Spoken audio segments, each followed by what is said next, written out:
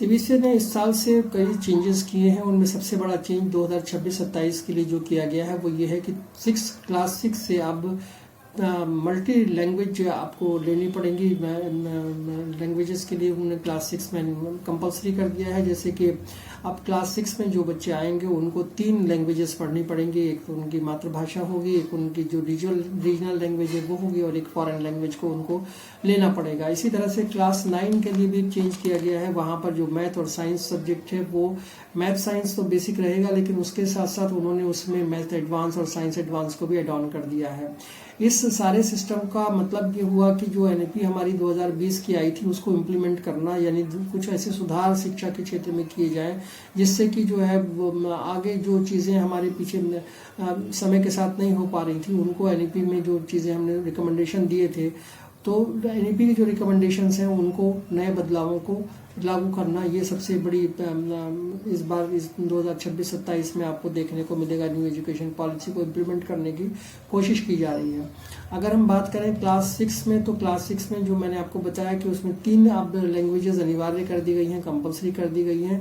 अब इन 3 लैंग्वेजेस में से एक लैंग्वेज तो आपकी मातृभाषा होगी, दूसरी आपकी रीजनल लैंग्वेज है जो आप जिस रीजन में रहते हैं, जैसे मराठी, पंजाबी, तमिल, जहाँ भी आप रहते हैं उस रीजनल की आपको लैंग्वेज आपको लेनी पड़ेगी, और तीसरी आपको फॉरेन लैंग्वेज जैसे फ्रेंच है, जर्मनी है, ये आपको लेनी पड़ेंगी। तो इस तरह से 3 लेवल की जो है यहाँ पर अब क्लास 6 में लैंग्वेजेस को इम्प्लीमेंट किया गया है। तो यहाँ इसका मकसद ये रखा गया है कि अगर आप ये 3 लैंग्वेजेस पढ़ेंगे तो आप तो एक तो मातृभाषा का आपको ज्ञान होगा, दूसरा आपकी जिस रीजन में आप रहते हैं उसकी भाषा आप सीखेंगे, और तीसरा आप जो इंग्लिश या जो आप फ्रेंच या जर्मन या कुछ बाहर की फॉरेन लैंग्वेजेस को सीखेंगे, तो उससे आपका डेवलपमेंट होगा और आप आगे आपके पास अपॉर्चुनिटीज ज़्यादा आएंगी। तो न्यू एजुकेशन पॉलिसी में भी इस पर जोर दिया गया था और इसको इस क्लास 6 से इस बार जो है वो इम्प्लीमेंट कर दिया गया है। तो अब जो बच्चे क्लास 6 में आएंगे उनको 3 लैंग्वेजेस लेनी पड़ेंगी। उन 3 लैंग्वेजेस के हिसाब से ही उनको आगे बढ़ना पड़ेगा। अभी फिलहाल ये क्लास 6 में शुरू किया गया है। अगले साल ये आपका 7 और 8 और 9 में जैसे जैसे साल आगे बढ़ता जाएगा वैसे वैसे ये हर क्लासेस में आगे जाती जाएंगी।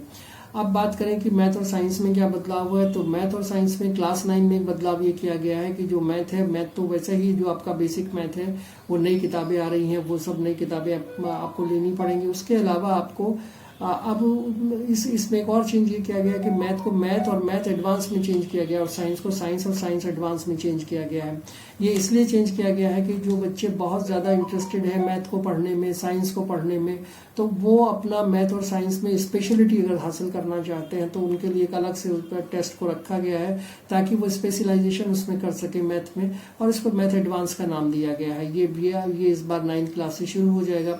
तो जो बच्चे इस बार 9th क्लास में आ रहे हैं उनको मैथ और मैथ एडवांस में से चुनना पड़ेगा। लेकिन यहाँ एक सबसे अच्छी बात यह है कि मैथ एडवांस या साइंस एडवांस को उन्होंने ऑप्शनल रखा है। ये ज़रूरी नहीं है कि आप इसे पढ़ें, ये आपकी मर्जी पर डिपेंड करेगा कि आप उसको करना चाहते हैं या नहीं।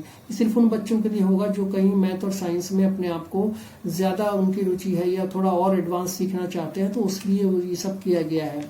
जहाँ तक इस पूरे जो सिस्टम जो चेंज हो रहा है, जो एजुकेशन पॉलिसी में जो इस तरह से कैरिकुलम में चेंज किए जा रहे हैं, तो उसमें जहाँ अगर बात की जाए कि ये सब चेंजेस क्यों हो रहे हैं, तो इस चेंजेस का वजह ये है कि जो कैरिकुलम में बदलाव है ये चेंज एनईपी की वजह से हो रहा है। जब हमारी नेशनल एजुकेशन पॉलिसी आई थी तो उसको इम्प्लीमेंट करना ज़रूरी था।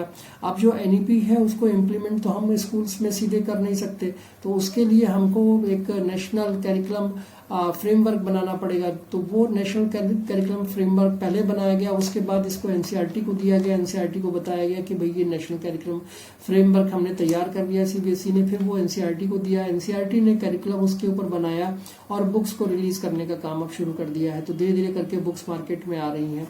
तो जहाँ तक एनसीईआरटी का सवाल है, एनसीईआरटी उन पे जो बुक बनाएगी, अब प्राइवेट जो पब्लिशर हैं वो भी उन एनसीईआरटी की बुक को देखकर ही अपनी बुक्स को दोबारा से पब्लिश करेंगे, नहीं पब्लिश करेंगे।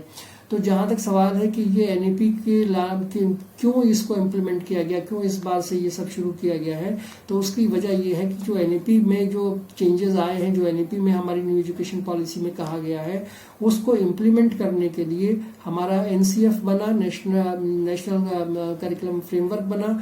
उस नेशनल करिकुलम फ्रेमवर्क को अब इम्प्लीमेंट करना है चैप्टर वाइज, उसको किस चैप्टर में क्या रखना है, कितना रखना है, ये सब बनाकर दे दिया गया एनसीईआरटी को, और एनसीईआरटी इस पर काम शुरू कर रही है। तो ये पूरा जो है फ्रेमवर्क है जिसकी वजह से अब ये करिकुलम का चेंजेस आप देख रहे हैं। इसमें कई सारे चेंजेस हैं, अभी और भी चेंजेस आने वाले हैं, धीरे धीरे करके आपको पता चलेंगे। आपको मेरा वीडियो कैसा लगा, इस पर अपनी राय जरूर दीजिएगा, लाइक कीजिएगा, कमेंट कीजिएगा और शेयर भी कीजिएगा, सब्सक्राइब कर दीजिएगा मेरे चैनल को। Thank you so much.